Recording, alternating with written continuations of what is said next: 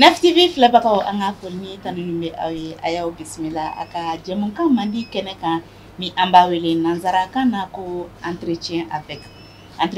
in kɔnɔna na anw bi wuli an bɛ taa an ka jamana maabaw sɛgɛrɛ an bɛ taa ɲininkali tɛnkuw la u ka baaraw yɛrɛ taabolo la u ka se ka aw ni ne an bɛɛ lajɛlen kunnafoni o de hokumu kɔnɔna na bisa an y'an sɛnsɛn ka se aéroport international la Modibo Keyita de la ani maa wɛrɛ tɛ ɲɔgɔn bolo bi dɛ o ye aéroport yɛrɛ PDG ani o de bɛ ɲɔgɔn bolo bi ale bɛna ɲɛfɔli kɛ an ye aéroport yɛrɛ a sigikan ni a baara taabolo fo ka taa se a nafasɔrɔ siraw ma ani gɛlɛya minnu yɛrɛ bɛ u kan u ka baara ninnu na a bɛna ɲɛfɔli kɛ an ye hakili la aw ni ne an bɛɛ lajɛlen bɛna faamuya sɔrɔ a la sani kuma ka caya kisɛ ka k'a la an bɛ ɲininkali tɛnkun a yɛrɛ la an ka foli b'i ye PDG. Merci. Ante.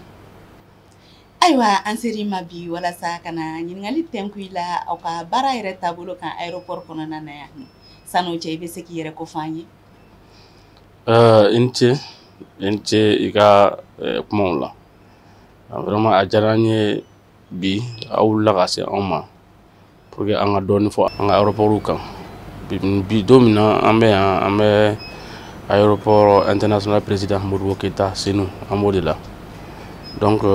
ne ye colonel Lasina Togola ye ne ye aéroport Mali aéroport ɲɛmɔgɔ ye. Ayiwa colonel Lasina Togola i bisimila jɛmukan kɔnɔna na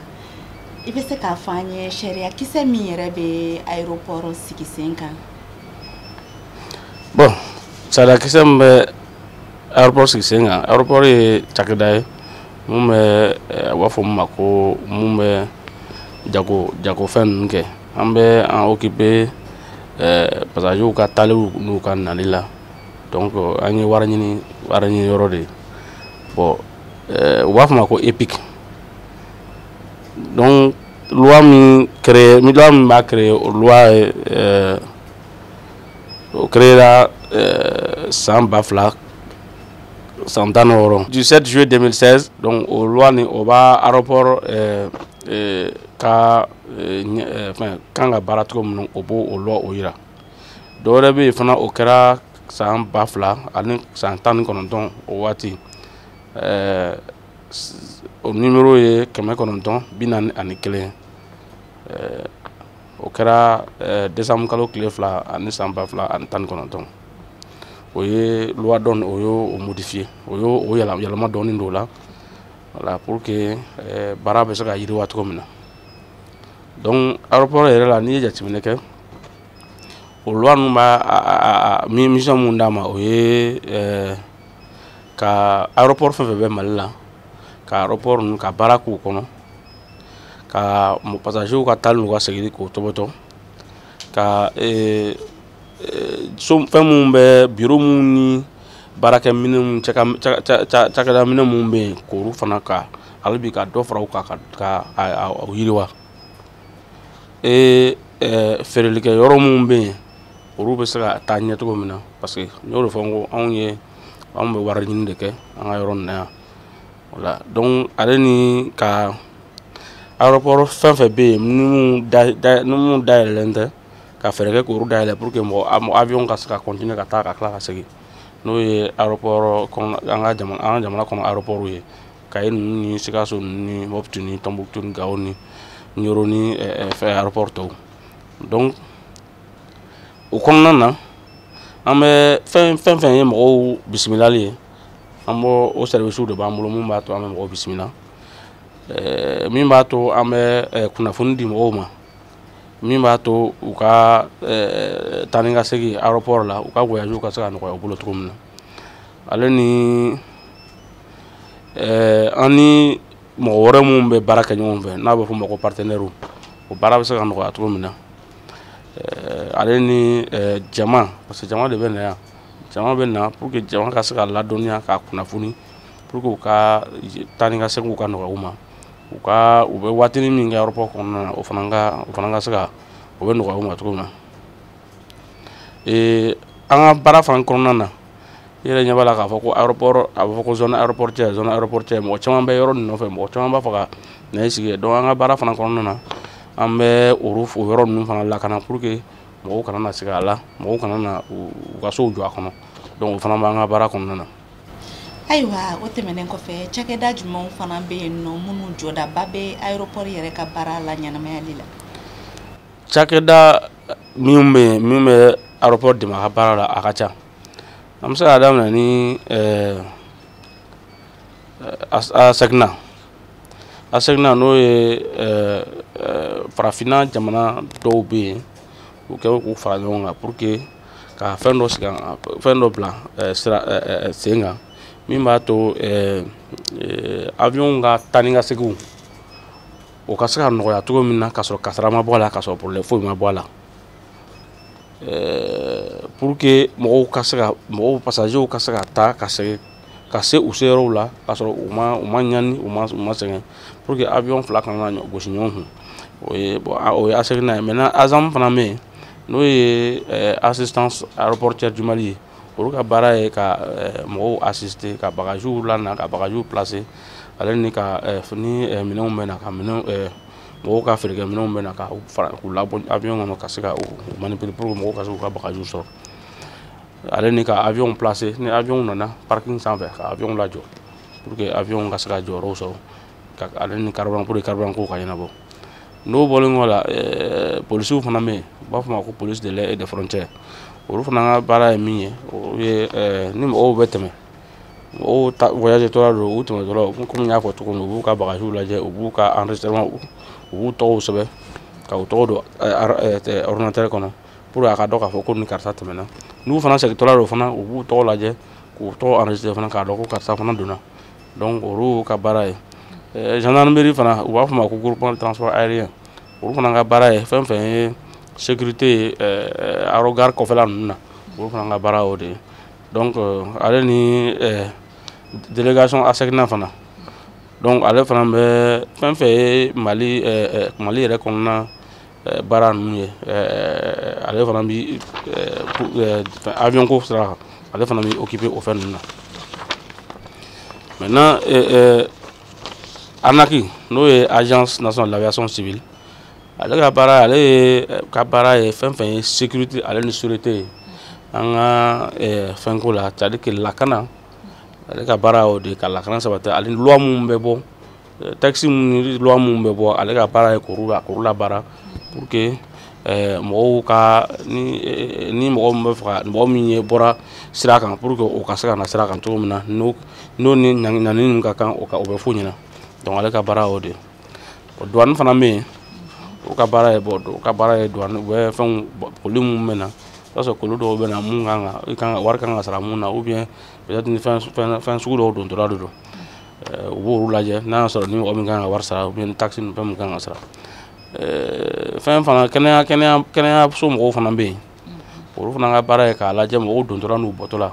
n'a y'a sɔrɔ ni fɛn t'u la ou bien ni surtout n'u dontɔla de don ni fɛn t'u la ni carte b'u bolo k'u bɛɛ lajɛ. Ale ni mun b'u dumuni fɛn minnu bɛ don ale ni dumuni fɛn minnu bɛ bɔ dɔw fana b'o b'o jateminɛ u b'a fɔ ma ko phytosanitaire. Hali service dɔw fana bɛ yen mun b'u a lajɛ ni drogue ni mɔgɔw tɛ ka tɛmɛ ni drogue ye ou bien ni mɔgɔw tɛ ka don ni drogue ye k'o bɛɛ lajɛ, o service bɛɛ bɛ yen comme ça. Ale ni vétérinaire fana mun bɛ bagan ninnu lajɛ n'a sɔrɔ n'u man kɛnɛ ou bien ni bana b'u la olu bɛɛ bɛ yen pour que ni bagan ni a donna avion kɔnɔ ou bien n'a bɔra avion kɔnɔ pour que a ka dɔn k'a fɔ ni fɛn b'a la ou bien ni fɛn t'a la o bɛɛ bɛ yen. Ayiwa faamuyali sɔrɔ olu la sisan nɔ i bɛ se k'a fɔ an ye ni mɔgɔ min yɛrɛ bɛ fɛ ka voyager ka bɔ Mali kɔnɔ ka taa fan wɛrɛ fɛ yala a bɛ tɛmɛ sira jumɛnw fɛ fɔlɔ aéroport la sani a ka avion kɔnɔna yɛrɛ sɔrɔ? Bon ni mɔgɔ min bɛ fɛ ka bɔ Mali la ka taa extérieur la il faut que billet ka k'a bolo fɔlɔ, donc il faut ka taa billet ɲini. Très important. N'a taara billet ɲini agence la n'a y'o sɔrɔ tuma min na n'a ye a ka waati sera a b'i kunda aéroport kan, n'a y'i kunda aéroport kan a bɛ se yɔrɔ fɔlɔ min ma o ye gendarmerie checkpoint ye, o gendarmerie checkpoint o bɛ da la, donc olu b'a lajɛ n'a y'a sɔrɔ ni fɛn t'a ka mobili kɔnɔ min bɛ se ka taa kɛ kasara ye aéroport ma, a bɛ se ka kɛ bombe ye a bɛ se ka kɛ marifa ye a bɛ se ka kɛ fɛn fɛn min bɛ se ka kɛ kasara ye aéroport ma min bɛ se ka kɛ kasara ye bunahadamadenw ma olu b'o lajɛ. Donc n'olu y'o lajɛ n'u y'a ye k'a ko fɛn t'a la donc i bɛ sɔrɔ ka na sisan i bɛ se yan i bɛna parking 3 de sɔrɔ i ɲɛ parking 3 de bɛ yen donc ni e tɛ premier ministre ye tɛ premier ministre tɛ mɔgɔ ye parce que papier dɔ bɔlen don parking fɔlɔ droite i kini bolo fɛ papier dɔ bɔlen don n'i tɔgɔ to papier kɔnɔ i tɛ se ka don o parking kɔnɔ donc i b'o to yen parking dɔ bɛ cɛmancɛ la ni fana ni fɛn dɔ bɛ yen u b'a fɔ ko macaron ni fɛnw n'o t'i bolo i tɛ se ka don parking kɔnɔ donc i b'o to yen donc parking min bɛ ɲɛsinnen bɛ aérogare 2nan ma i bɛ taa ka t'i ka mobili jɔ yen donc n'i bɛ bɔ tuma min na i bɛ wari sara n'i ye wari sara o ye bɔtɔ la n'i bɔtɔ la tuma min n'i ye mobili jɔ yen sisan i b'i ka bagaji labɔ ni mɔgɔ min yɛrɛ t'a fɛ ka don o kɔnɔna na u b'a fɔ an b'a fɔ yɔrɔ dɔ ma ko dépose minute i bɛ taa ka t'i ka mobili jɔ dɔrɔn i b'i ka passager lajigin dɔrɔn i ka passager b'a ka saki sama a bɛ taa a ka enregistrement kɛyɔrɔ la et puis e mobilitigi ne t'a fɛ ka mobili don ka parking kɔnɔ e b'i ka mobili ta i bɛ taa so maintenant a donc ni passager y'a ka fɛn ta sisan a ka saki bɔ mobili kɔnɔ sisan a bɛ taa n'a ye a bɛ taa départ la n'a sera départ la a bɛ fɛn fɔlɔ min ye o ye policiw ye a bɛ taa sɔrɔ fɛn machine de b'olu bolo i b'a don machine kɔnɔ scanner a b'a lajɛ n'a y'a sɔrɔ ni fɛn t'i ka machine na machine b'a lajɛ n'a y'a sɔrɔ ni maramafɛn dɔ t'i ka fɛn kɔnɔ ou bien n'a y'a sɔrɔ ni fɛn t'a kɔnɔ min bɛ se ka kasara lase avion ma min bɛ se ka kasara lase bunahadamadenw ma donc olu b'o lajɛ n'o b'o kɔnɔ u b'a bɔ a kɔnɔ ni i yɛrɛ kan ka n'a y'a sɔrɔ ni fɛn yɛrɛ b'a kɔnɔ i yɛrɛ man kan tɛ ka fɛn min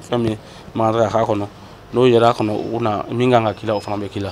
donc n'i kilar'o la sisan i bɛ sɔn ka taa sisan ka taa don enregistrement salle d'enregistrement kɔnɔ n'i donna salle d'enregistrement kɔnɔ i bɛ taa ka taa i enregistrer i ka compagnie la i b'o sɛbɛnlen yen donc u b'i ka bagaji minɛ i la k'i tɔgɔ don ordinateur kɔnɔ ka carte d'embarquement k'o ta k'o d'i ma i kilar'o la sisan i bɛ sɔn ka yɛlɛn sanfɛla la polisiw fana bɛ ɲɛfɛla la yen tuguni u bɛ taa ka t'i ka papier lajɛ i ka passeport o i ka carte d'embarquement o b'o bɛɛ lajɛ u bɛ i ɲɛkisɛ yɛrɛ lajɛ ni machine dɔ ye pour que k'a lajɛ n'a y'a sɔrɔ ni mɔgɔ min de don n'o kelen de bɛ passeport kan donc u b'o bɛɛ jateminɛ n'o bɛɛ jateminɛ n'o jate dɔnna sisan u bɛ se k'i bila ka taa ɲɛfɛ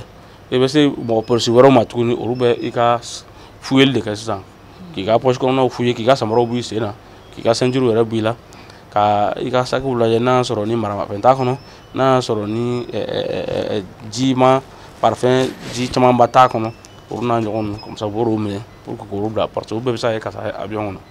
donc n'o bɛɛ banna sisan i bɛ sɔn ka taa sisan ka taa i sigi salle d'embarquement kɔnɔ comme ça i bɛ tɛmɛ butigi dɔw la ni butigiw ye i bɛ se ka dɔ san i bolo donc n'i sera sigi salle d'embarquement kɔnɔ o y'a sɔrɔ heure sɛbɛnlen b'i ka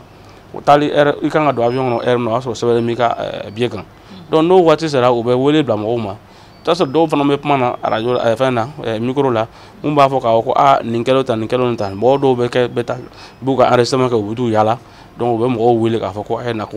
taali waati sera donc ni taali waati sera sisan a bɛ tɛmɛ u bɛ a ka billet lajɛ k'i ka passeport lajɛ k'i ɲɛda lajɛ donc n'o y'o lajɛ sisan u bɛ sigi bila ka taa i bɛ taa don avion kɔnɔ i bɛ taa i se yɔrɔ la ni ala barika la. Ayiwa faamuya sɔrɔla la yala aéroport yɛrɛ bɛ wale jumɛn kɛ passagers n'u bolo fɛnw lakanani hukumu kɔnɔna na. An y'a fɔ cogo min na ni billet b'i bolo n'i sera aéroport la i bɛ se yɔrɔ fɔlɔ min na o ye checkpoint ye lakanali ye lakanali dɔ b'o yɔrɔ la mais patrouille fana bɛ yaala la fan bɛɛ min b'a to an bɛ se k'a dɔn que ni malangolon dɔ ta ka malangolonya dɔ boloda patrouille bɛ yen et puis bon ni jateminɛ kɛ caméra min bɛ aéroport la yan bi a caméra a ka ca dɛ a ka ca fo k'a dama tɛmɛ n bɛ se ka min kɔni fɔ mɔgɔw ɲɛna ni bɛ fɛn fɛn kɛ ni aéroport in kɔnɔna na i b'i janto i yɛrɛ la parce que hali caméra b'an bolo sisan min bɛ n'a y'i ɲɛda lajɛ n'a y'a sɔrɔ ni ko dɔ b'i kɔnɔ hali n'i ma fɛn fɔ an bɛ se ka bɔ a kalama donc vraiment ala barika la transition kɔnɔna kɔnɔ an sera k'an débrouiller jamana ɲɛmɔgɔw ye o fana fara an ka fɛnw kan donc o ni tɛ tulonkɛ kuma ye dɛ mɔgɔw k'o bila u kunna donc ni i ɲɛ kumunen don ni kojugu kɛli ko b'i kɔnɔ an b'a dɔn hali n'i ma kuma donc k'o bila u kunna hali n'i ye misɛlinin ta k'a bila i kun an bɛ bɔ a kalama k'i ye misɛlinin ta donc mɔgɔw k'u hakili t'o la k'a fɔ ko aéroport yɔrɔ bɛɛ caméra bɛ a yɔrɔ bɛɛ la sisan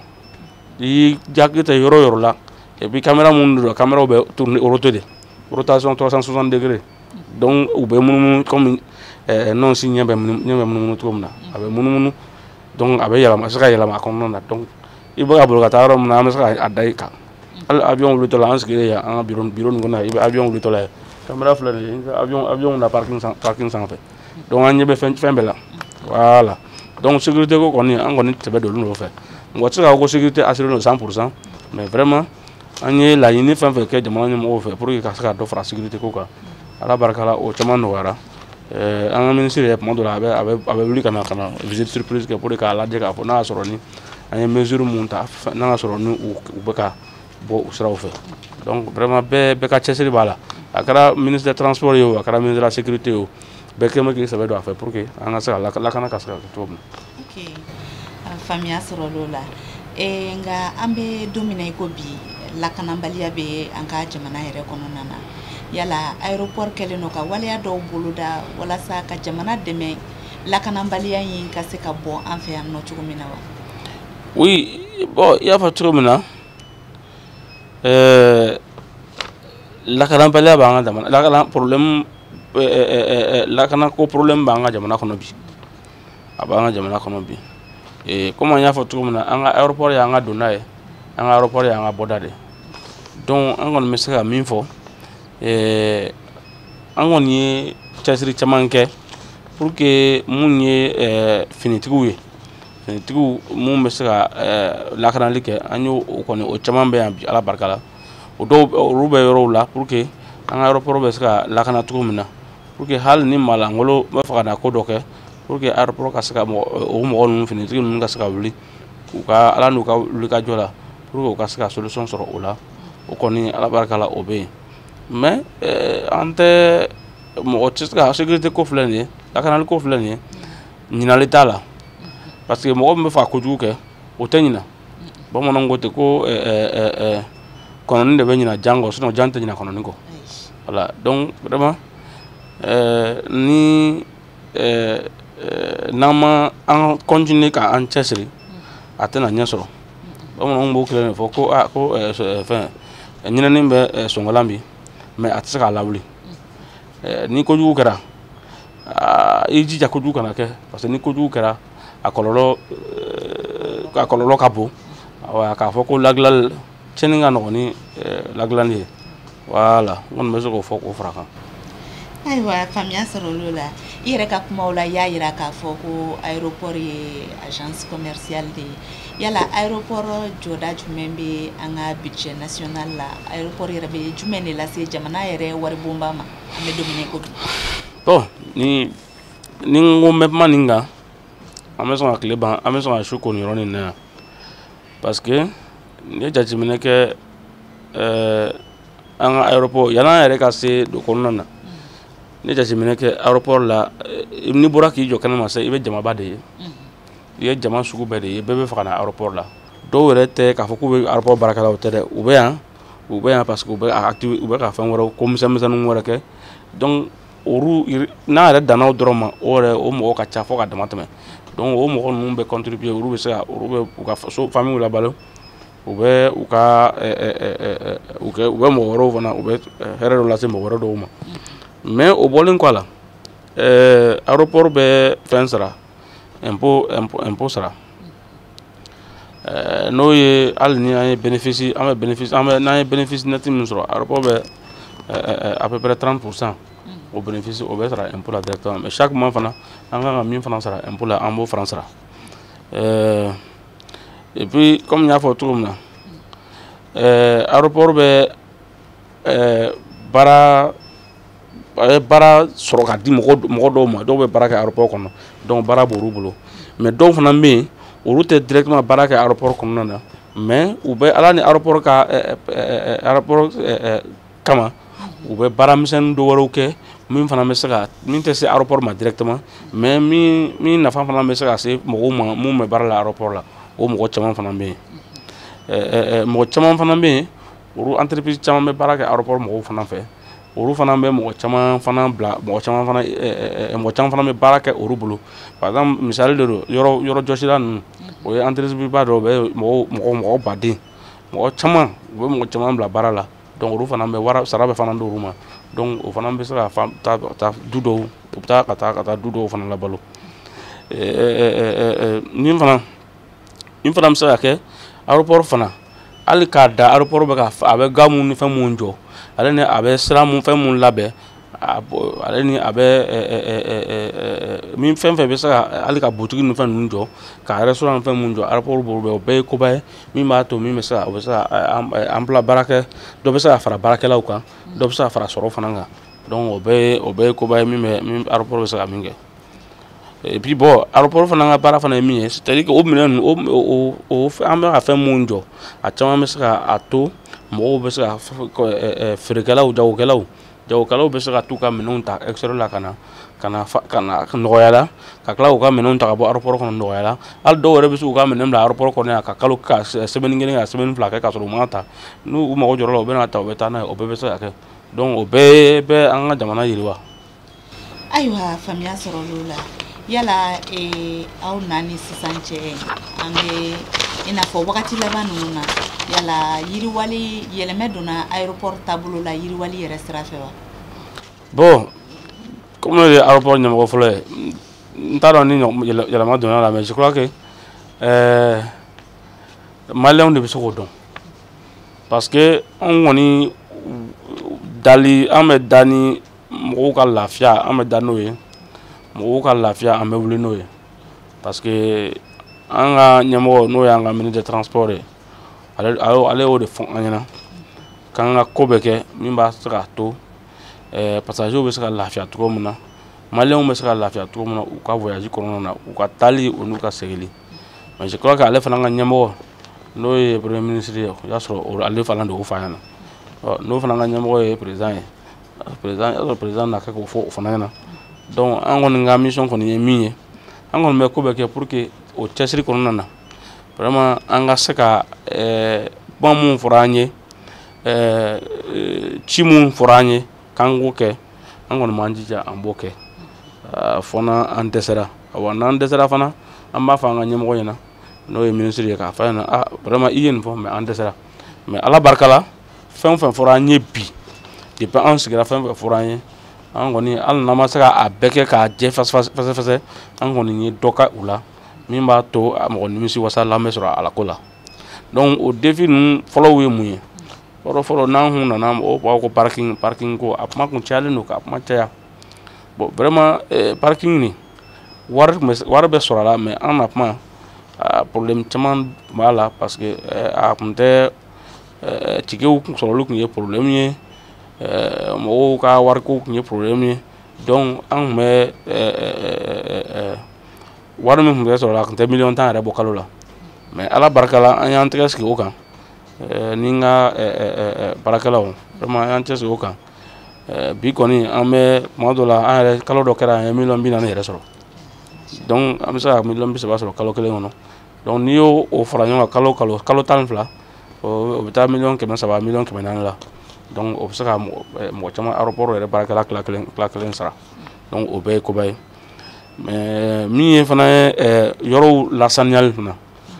bon je crois que peut-être n'i bɔra k'i jɔ kɛnɛma i yɛrɛ n'a dɔn k'a fɔ ko yɛlɛma donna dɔɔni kow la an b'a fɔ ko an ye fɛn bɛɛ kɛ dɛ mais an kɔni se kɔni ye min ye an kɔni bɛ k'o kɛ an bɛ ka yɛlɛma don yɔrɔ saniyali la hali kuran ko yɛlɛmaba don n'o la fɔlɔ ni kuran kun tigɛra an bɛ to maɲumako ni fɛnw na i bɛ taa sɔrɔ kuran tɛ yɔrɔ dɔw la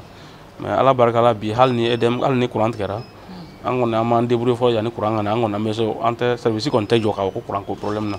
o yɛrɛ kɔnɔna na fana an bɛ ka ko dɔ boloda sisan peut-être que a bɛna sira sɔrɔ a tɛmɛ o ye panneau solaire ko ye pour que aéroport ka se ka fonctionner ni panneau solaire ye o fana y'an ka laɲini dɔ ye ni ala sɔnna ma o bɛ wala awɔ maintenant fɛn min ye u b'a fɔ min ma ko certificat d'aérodrome d'exploitation o fana ala barika la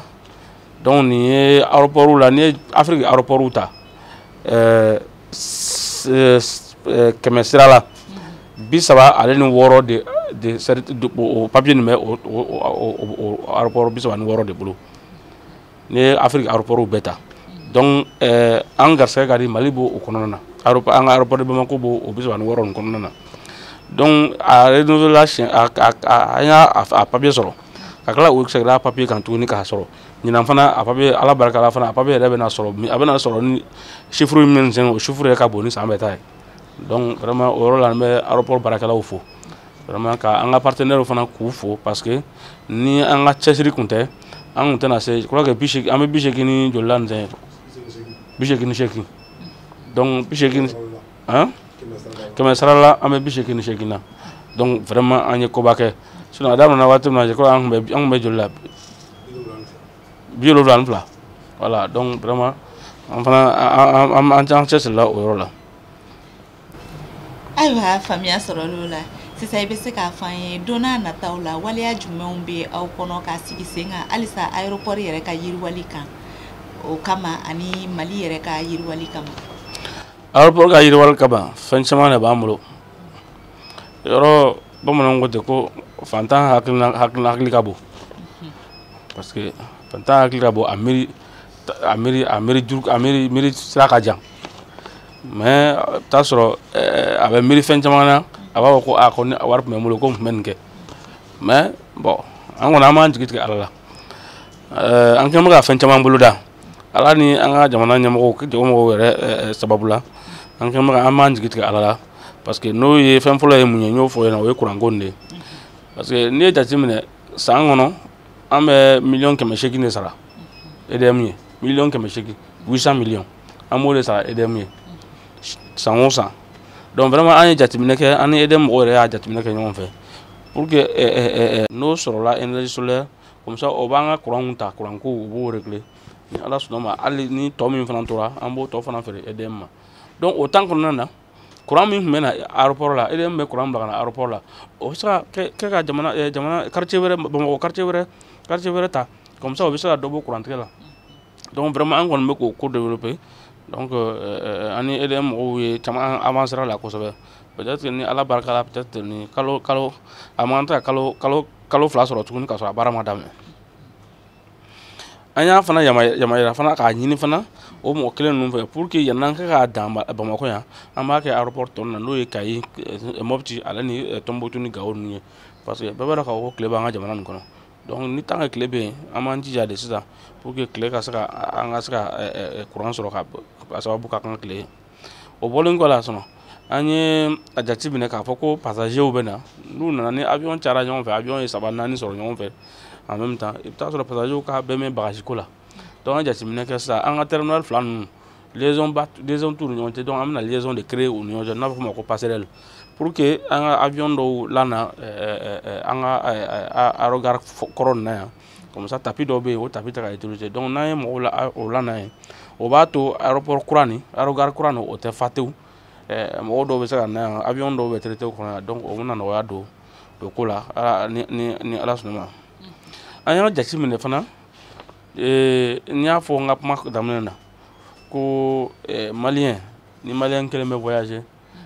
famille bɛɛ b'i cɛ k'i da a nɔfɛ ka na k'u bɛna a bilasira mɔgɔ caman bɛ yen olu bɛ fɔ na aéroport y'u ɲɛ la caman bɛ yen olu kɔni o ye an ka tradition ye u bɛ fɛ ka na u den ou bien u dɔgɔnin ou bien u kɔrɔkɛ ou bien u kɔrɔmuso ou bien u denmuso u bɛ fɛ ka n'u bilasira donc o kɔnɔna na an y'a ye k'a fɔ ko ni mɔgɔw nana u bɛ maɲumanko caman de kɛ ni tile waati dɔrɔn i bɛ taa mɔgɔw sɔrɔ tile la ni sanji waati dɔrɔn i bɛ mɔgɔw sɔrɔ sanji jukɔrɔ donc vraiment o bɛ anw tɔɔrɔ a b'a ka anw sɛgɛn donc fɛn dɔ bɛ yen an bɛ fɛ ka ga belebeleba dɔw de jɔ aéroport aérogare 2 ni ɲɔgɔn cɛ n'a b'a fɔ o ma ko abri pour accompagnant min b'a to mɔgɔw bɛ jɔyɔrɔ sɔrɔ k'a sɔrɔ sanji ma s'u ma k'a sɔrɔ tile m'u tɔɔrɔ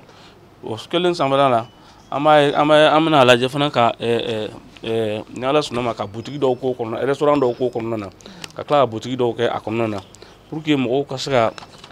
yaala ka sanni kɛ mɔgɔw ka se ka fana ka na dumuni kɛ ka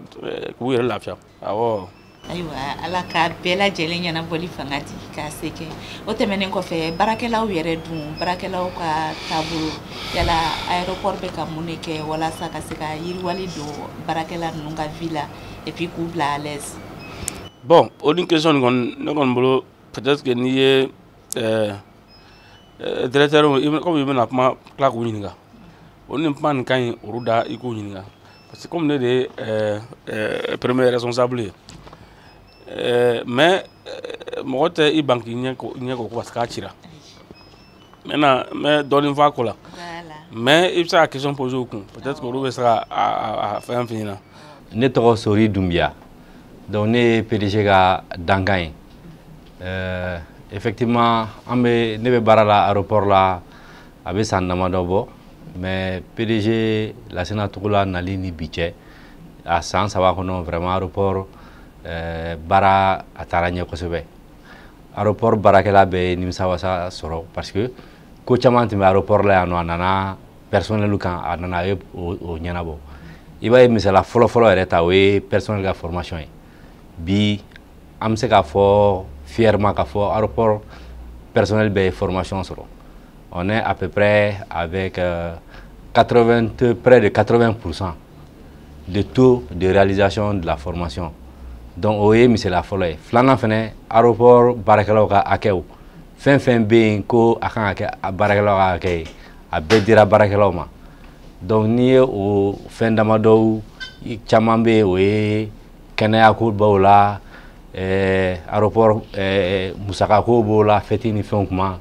ani tellement que baara bɛ taa ɲɛ san o san hali prime exceptionnelle fɛnɛ b'o la donc olu ye ko caman ye mun ye aéroport baarakɛlaw bɛ nimisi wasa depuis Lasina Togola ka nana. An kɔni ye depuis ne sigira don min na yan ni n ka adjoint ale ni n ka directeur ni n ka conseiller an ye ko bɛɛ kɛ pour que bɛn ka se ka kɛ an ka fɛn taabolo de donc je crois que o kɔnɔna na an kɔni ye jaabi dɔw sɔrɔ o kɔnɔna na parce que ni ye ala barika la bi vraiment en tout cas m'a fɔ ko bɛn ye 100% yɛrɛ parce que hali ɲini na yɛrɛ bɛ kɛlɛ olu dun bɛ ɲɔgɔn kan don o don donc an kɔni ala barika la vraiment bɛn dɔ kɔni bɛ anw fɛ yen bi parce que ne ye aéroport sɔrɔ condition min na ale ni ka bɔ la bi en août 2020 ka bɔ la bi ka na n'i y'o jateminɛ bi ka tila ka na bi ye i bɛ se k'a fɔ ko an bɔra yɔrɔ jan yɛrɛfɔ tɛ mais c'est pour ça n y'o de fɔ k'i ka mɔgɔw ɲininka i ka mɔgɔ wɛrɛw ɲininka parce que mɔgɔ tɛ n di tɛ a fɔ k'a yɛrɛ ma k'a ka di mɔgɔw bɛ ɲininka mais i yɛrɛ bɛ se ka dɔɔni fɔ voilà an kɔni ye ka laɲini kɔni kɛra o ye parce que o de ɲinina an fɛ jamana ɲɛmɔgɔw y'o de fɔ k'an k'an jija je crois que hali ni aw hakili b'a la conseil des ministres dɔ la président ye papier dɔ bɔ ko ka ko bɛɛ kɛ baarakɛyɔrɔw la mɔgɔw bɛ se ka c'est-à-dire que mɔgɔw bɛ se ka dusu suma cogo min na mɔgɔw ni hali ni mankan bɛ bɔ yɔrɔ la ko bɛɛ ka fɛɛrɛ kɛ pour que i ka se k'i ka mɔgɔw la dusu suma cogo min na ka kuma f'u ɲɛna u bɛ kuma min faamu ka ko kɛwale kɛ u bɛ kɛwale min faamu min b'a to vraiment kelen-kelenya bɛ kɛ baarakɛyɔrɔ la min b'a to bɛn bɛ na sabati baarakɛyɔrɔ la o fɔra conseil des ministres dɔ la donc o kɔnɔna na je crois que hali ni o yɛrɛ kun tɛ yɛrɛ bɛɛ kan ka dɔn k'a fɔ ko n'i bɛ fɛ baarakɛyɔrɔ ka yiriwa i b'i jija bɛn ka se ka sabati ni bɛn sabatira a ka ca ala fɛ mɔgɔw b'u tigɛ di ɲɔgɔn ma ka baara kɛ pour que baara ka se ka kɛ ni mɔgɔ bɛn tɛ yen tuma dɔ la ni jaabi bɛ sɔrɔ baara la ni bɛn tɛ yen yiriwali tɛ yen donc vraiment hali du yɛrɛ kɔnɔ ni bɛn tɛ du kɔnɔ i bɛ taa ye k'a fɔ ko du a laban ye cili le donc ni bɛn tɛ baarakɛyɔrɔ la hali ni baarakɛyɔrɔ ma ci baarakɛyɔrɔ bɛ sɔn ka datugu awɔ. yala gɛlɛya jumɛn b'aw kan a ka baaraw yɛrɛ la. n y'a fɔ cogo min na aéroportière nin filɛ nin ye yɔrɔ aéroport kun tɛ yan l'aéroport nin dayɛlɛla je crois en 1975 mais avant ça aéroport kun bɛ Amudalayi don aéroport wulila ka bɔ yen a wulila ka bɔ yen mun de la parce que dɔw y'a décidé ka t'u ka so jɔ hali avion kaman kɔrɔ donc u y'u teru k'u gɛrɛ aéroport la fo avion wɛrɛ tɛ se ka wuli tuguni bamananw ka kuma tɛ na an sigi kɛrɛfɛ ale ni ka tila ka mɔgɔ sigi fɛn bɛ tila i bɛ tila ka sira a ɲini mɔgɔ min nana sigi kɛrɛfɛ k'a ɲini o fɛ tuguni ko karisa i bɛ se ka i poussé dɔɔni k'an sigi o kelen de don donc zone aéroportière nin a kɛlen don mɔgɔ dɔw kɔnɔ ko tant que n'olu ka so ma jɔ avion yɛrɛ n'u ma so ma jɔ avion so kɛrɛfɛ u tɛ lafiya u bolo k'o ye ko ba alors que n'i ye jateminɛ kɛ yɔrɔ jamana caman na i bɛ taa sɔrɔ jamana dɔw la avion bɛ tuma caman avion bɛ décoller a bɛ bin sow kan a caman kɛra donc i bɛ fɛn fɔ mɔgɔw ɲɛna u t'a faamu bɛɛ bɛ fɛ ka na don aéroport kɔnɔna na ka na i sigi yan bon o tɛ bɛn donc o kɔni difficulté de b'an kan bi k'a ɲini mɔgɔw fɛ mɔgɔw ka zone aéroportière u k'a ɲini k'a a fɛɛrɛ maires ni fɛnw u k'a feereli dabila fɛn fɛn ye mɔgɔw ye u k'a feereli dabila u kana et puis mun b'a fɛ k'a san u kana san mun bɛ fɛ ka so jɔ u kana so jɔ a la a man ɲi hali bibi ala ni mɔgɔw ka aéroport yɛrɛ ka n'u sigi zone aéroportière ala n'o barika o yɛrɛ ko la bi hali ni avion dɔ wulila bi n'a bɛ kan ka ni a ye problème sɔrɔ n'a kan ka jigin a kan ka carburant bɔ yɔrɔ min na hali o carburant yɛrɛ bɔn yɔrɔ tɛ yen tuguni parce que u ye so jɔ fan bɛɛ parce que n'i ye carburant bɔ pour que avion ka se ka avion dɔw bɛ yen n'o wulila pour que a ka se ka jigin fo a ka carburant dɔ de jeni fɔlɔ ou bien a ka carburant bɔn de pour que a ka se ka jigin sinon n'a jiginna a sen bɛ a pneu bɛ ci a jigintɔ la parce que a poids min a wulila ni poids min ye a tɛ se ka jigin n'o poids ye donc o carburant bɔn yɔrɔw bɛɛ kun prévoilen non mais ala ni mɔgɔw ka kati gɛlɛya fɛ o carburant bɔn yɔrɔ yɛrɛ tɛ sɔrɔ bi parce que n'i ye carburant bɔ i bɛ taa bɔn mɔgɔw kan n'i y'a bɔn hali sigatitigi kan k'a to sigatigi min na a tasuma na mɛnɛ o sigatigi da la yen donc vraiment k'a ɲini mɔgɔw fɛ an ka ɲɔgɔn dɛmɛ an ka jamana dɛmɛ pour que mɔgɔw kana n'u sigi ni aéroport kɔnɔna na ou zone aéroportière kɔnɔna na nafa foyi t'a la avion mankan yɛrɛ bɛ mɔgɔ tɔɔrɔ avion risque bɛ ka bin kan hali ni carburant kan ka bɔn don min na o bɔn yɔrɔ tɛ yen a bɛ se ka bɔn i kan donc hali n'a bɔnna k'i to i ka dumuni tobi la n'a bɔnna i ka tasuma bɛ wuli i sigilen na i ka dumuni tobi la donc vraiment u ka zone aéroportière to yen bi u k'a to yen sini ni jamana ɲɛmɔgɔw ko k'u bɛ fɛ ka jamana soba mun jɔ a kɔnɔ olu ka jɔ a kɔnɔ mais mɔgɔw kana na u sigi a kɔnɔ u kana na u sigi a kɔnɔ famille kana na u sigi a kɔnɔ o man ɲi voilà an kɔni bɛ se o gɛlɛya kɔni bɛ an kan bi ale ni kana ɲama to aéroport kɔnɔna na an y'an jɔlen sa dɔ tun bɛ k'a fɔ ko limɔgɔ ka ca n ko limɔgɔ ka ca kɛ jagoya tɛ limɔgɔ calen parce que a fɔra u ye ɲama an ye ɲama ko fɔ ka dɛsɛ u bɛ ka continuer ka na ɲama bɔ u bɛ ka continuer ka na ɲɛgɛn ni wuluwulujiw kɛ aéroport kɔnɔna na donc a bɛ fɛn saba n bɛ se ka fɛn saba de citer a b'olu la na n'o bɛ kasara ye avion ma a bɛ kɔnɔw la na kɔnɔ man ɲi avion ma cogo si ni kɔnɔ donna avion moteur kɔnɔ a bɛ tasuma minɛ a bɛ baganw na n'o ye wulu ni fɛn ninnu ye a b'olu la na parce que u bɛ na ka na DG ni fɛnw na donc n'o fana tɛmɛna hali avion siɲɛ wɛrɛ o fana ye problème ye a bɛ limɔgɔ caya fɔ avion yɛrɛ kɔnɔna na fɔ limɔgɔ dɔ bɛ don avion kɔnɔ hali i bɛ taa sɔrɔ hali pilote yɛrɛ jigintɔ la tuma dɔ i bɛ taa sɔrɔ limɔgɔ bɛ k'u tɔɔrɔ parce que fɛn bɛ yen donc vraiment f'an k'o bɛɛ de jate minɛ an ka ɲama ton yɔrɔ an k'a woloma n'a fɔra ko an kana na ɲama ye an kana na an ka aéroport ɲuman de an kana na o fana tiɲɛ parce que n'an m'an janto aéroport fana bɛ wuli ka bɔ nin yɔrɔ kelen na yan fɛn ta kɛra cogo min na Amdala ta kɛra cogo min na n'a wulila ka bɔ yan comme ministre dɔ delila k'a fɔ miliyari ba kelen sinon aéroport kelen na jɔli a bɛ taa fɔ miliyari ba kelen na miliyari ba kelen an mago b'o la ka problème wɛrɛw régler dɛ donc comme an mago b'o la ka problème wɛrɛw régler mɔgɔw k'u janto u yɛrɛ la u ka aéroportière nin to yen an ka aéroport nin to nin nɔ nin na aéroport nin bɛ position min na bi a position ka ɲi kosɛbɛ kosɛbɛ n'o tɛ a ma ɲi dɛ u ka sabali place tɛna sɔrɔ tuguni place bɛ sɔrɔ fɔ peut-être Sikaso Buguni région ninnu na yen donc o dun o y'a setɔla anw ka so bon an tɛ taa foyi ɲini ayiwa faamuyali sɔrɔla o la yarɔ an y'i dakolo jaabi kosɛbɛ non problème t'a la dakuruɲɛ laban min b'i bolo ka bi baro yɛrɛ kuncɛ i bɛ se k'o fɔ an ye bon ne bɛ se ka jamana ɲɛmɔgɔw fɔ k'an ka ministre n'o ye madame Sisoko Madina Dembele madame Dembele Madina Sisoko a bɛɛ kelen o n'o y'o ye n bɛ se ka an ka foli lase o ma kosɛbɛ ka foli lase an baarakɛɲɔgɔnw bɛɛ ma ANAC directeur ni ASACNA directeur ni délégation directeur ni ASAM directeur ninnu ale ni douane ni hali an sigiɲɔgɔn n'o ye SMTD mɔgɔ ninnu fɛn ninnu ka foli lase bɛɛ ma ale ni polisiw ni gendarmew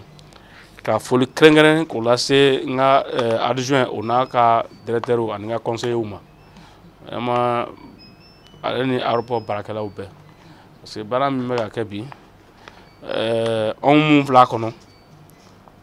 anw tɛ a dɔn yɛlɛma min bɛ ka don a la mais mɔgɔ min bɛ kɛnɛma peut-être mɔgɔ min bɛ kɛnɛma mɔgɔ bɛ se k'a dɔn min bɛ ka kɛ parce que n'i bɛ baara la n'i bɛ biri la sanji jukɔrɔ wasiji atay mais ni no baka bo peut-être mo woro ba ye donc on gon me ko famé mo fo mais na amé mi ni fana passage au fait vraiment ou quand on demain parce que ou quand demain muna nous nana aéroport là nous tatola ou bien nous secteur là de ou ka a fo nous ye fenye fen mun be se ka mun man ou bien mun be se ka yala be se ka do mun na ou ka fo anye ama se kelema ambe malien de amaka anyini ka anyana akanyana bo ni we aye ka fo ko mi manya se ke amada ba kama ka kara ka balana de mais donc amba nyinu fe fana ou ka fere ke ka fanyana no ye bagage tunu ko ye no ye ali ka fen do so ya nu ya fanyana atala fe camera o bambulo anye mo chamanga fen tunna al do ka porte-monnaie returna antara atigi mine fo so fa tiga so kana tiga porte-monnaie dama donc o bekera hal ni ka misel binabi ala baragala solution be so ala donc vraiment ni mo kan ni kuruta kan ama se kelema ama ni anga malem fana fe mum be bo mum na vacances nu pen fana vraiment u ka nu sera anga aéroport na u ka sabali ni bora New York kana ou bien ni bora Paris kana oni ni sera Bamako o teklen donc ni masaka minge New York ni masaka minge par aéroport là ikana na kibo keleke Bamako aéroport là parce que ni anga euro de ni anga détail ni anga antaye anga nji ni ma c'est à dire que ni critique mumbe ni fait ni problème mumbe ango fond ani nyonje anga solution ni la anga na ke comme si fouille make ka comme jabana nyamo te ka barake o main vraiment anga nji fait mi mambolo anga tobo anga timinanja o kan min dambulo anga na foko afoka ka comparaison ga antani mo wala tache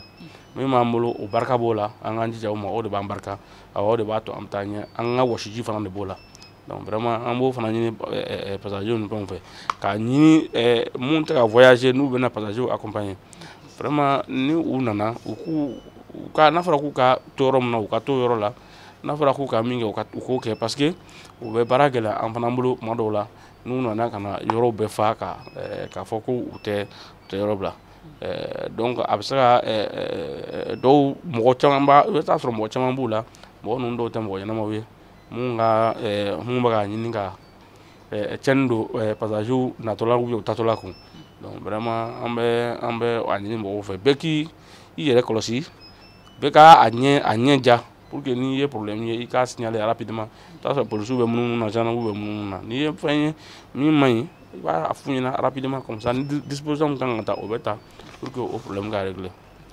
aywa an filɛbagaw ala ye aw ɲɛ garijigɛ don min na bi jɛmukan o de tun ye nin ye hakilila jiginna an bɛ aéroport la aéroport international Modibo Keyita la an nana ɲininkali tɛnkun aéroport yɛrɛ PDG la aéroport yɛrɛ taabolo kan a ye a da don a la a y'a walawala hakilila aw ni ne an bɛɛ y'an ka faamuta faamuya la nka halisa an b'an sinsin ladilikan min kan o ye PDG bɔra ka min fɔ a ka kuma labanw na ye o ye aéroport yɛrɛ sigiyɔrɔ ko ye aéroport kɛrɛfɛ sojɔ ani a ɲamanbɔn hakilila ni aéroport ni anw de ta ye mɔgɔ si tɛna bɔ a ka jamana kan ka nin dilan an ye wa n'i donna Mali kɔnɔ Mali image fɔlɔ Mali ja fɔlɔfɔlɔ o ye a aéroport de ye ne hakilila maliyɛnya yɛrɛ danbe kama an bɛɛ lajɛlen kan ka an jija k'o lakana k'o tɔbɔtɔ walasa jamana wɛrɛ mɔgɔw kana na taa ni tɔgɔ wɛrɛ ye an na min tɛ an danbe ye o kuma na o kama bɛɛ lajɛlen ka nin ladilikan ninnu ta ba la aéroport yɛrɛ kɛrɛfɛ ɲamanbɔ a ka dabila sojɔ yɛrɛ lakana kama an yɛrɛ niw lakanani kama an ka a dabila ni an y'o ladilikanw ta ba la a dɔ la ko caman bɛ yen nɔ a bɛ nɔgɔya o kuma na bi jɛmukan ni y'a selen a kuncɛyɔrɔ la an b'a fɔ aw ye aw ni ce a ka filɛli cogo ɲuman na a k'an bɛn a ɲɔgɔnna wɛrɛ ma n'aw bɛ fɛ ka jɛmukan in filɛ sa Mali Vision na 253 o de don aw bɛ se ka capter yen ou bien aw bɛ taa an ka page Facebook fana kan jɛmukan in bɛ sɔrɔ yen nɔ ni maa min m'a sɔrɔ yen sa aw bɛ se ka YouTube fana kɔri a bɛ an ka jɛmukan in sɔrɔ yen nɔ jɛmukan in yɛrɛ tɔgɔ ye entretien avec ale tun bɛ Lasine colonel major Lasine Togola ale de ye concerné bi ale de tun bɛ an bolo an ye ɲininkali k'a la aéroport yɛrɛ kunkanko kan a y'an jaabi o kuma na an b'a fɔ a ka filɛli cogo ɲuman na a k'an bɛn a ɲɔgɔnna wɛrɛ ma.